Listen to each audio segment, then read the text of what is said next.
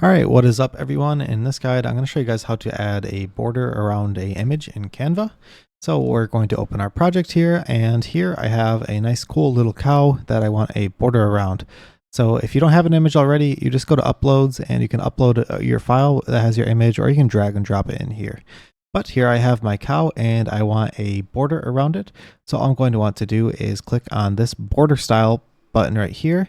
And then now my cow is framed in this border, and I can do dots in any way that I want and make them bigger by doing this, or make them smaller by doing that.